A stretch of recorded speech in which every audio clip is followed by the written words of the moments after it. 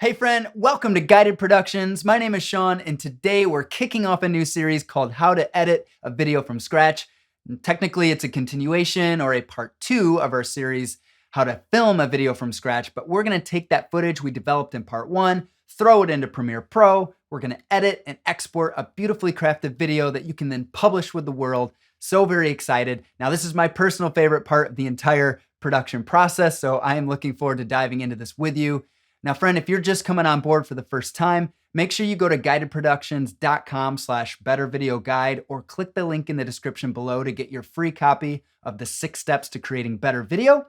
I'll walk through everything we discussed in the first part or the first series. And of course, I'll discuss everything we're talking about in this series and then some. I even threw in a checklist at the end so you can follow along in this video project and of course, video projects to come. So it's my free gift to you for spending a little time with me. So go ahead and download your free copy.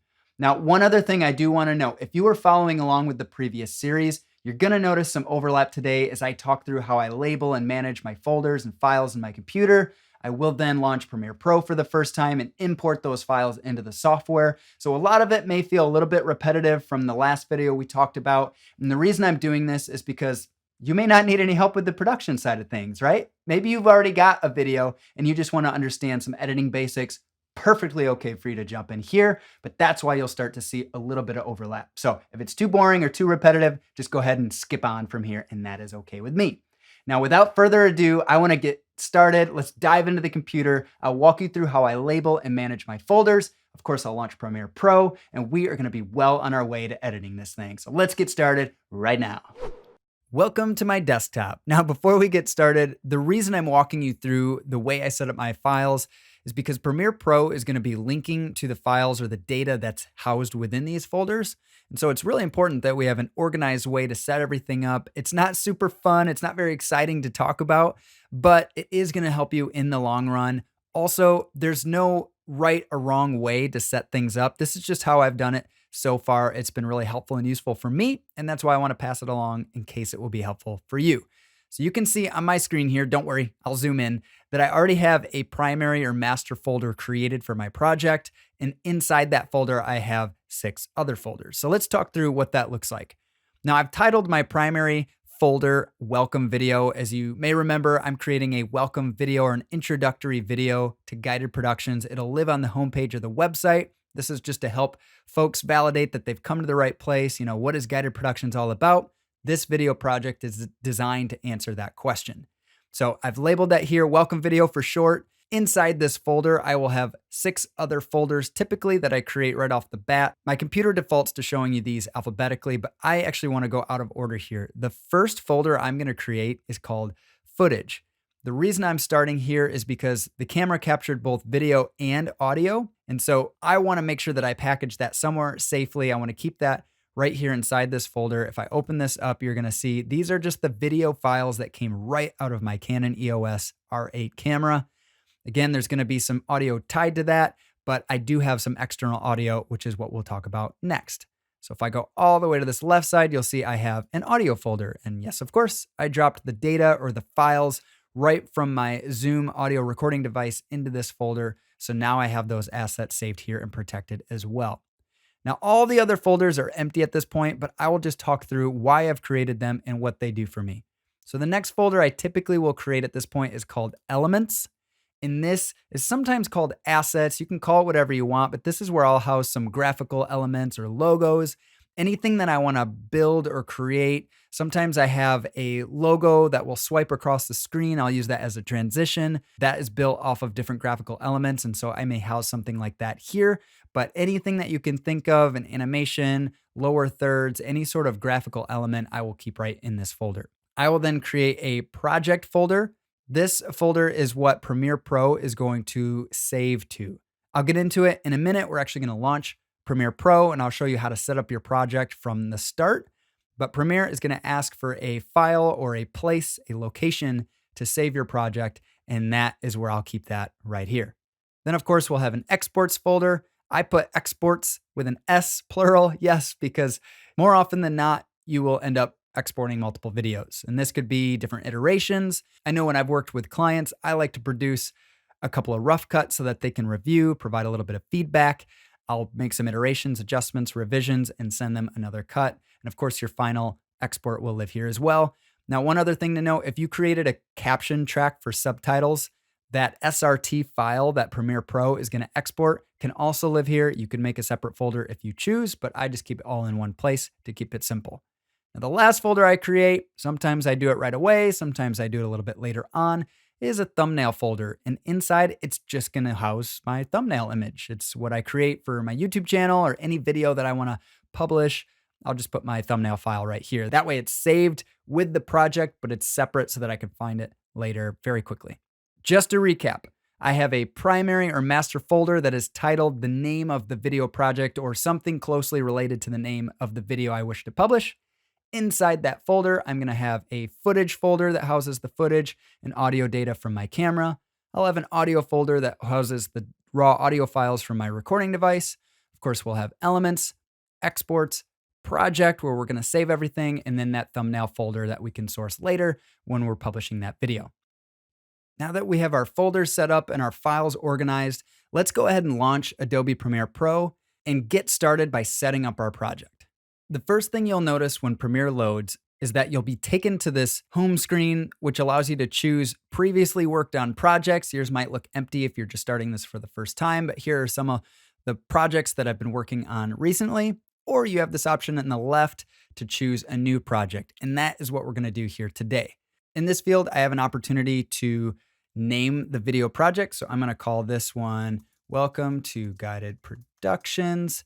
And then of course we can use this drop down to choose the location that Premiere Pro is going to save this project to. So I will go ahead and do this.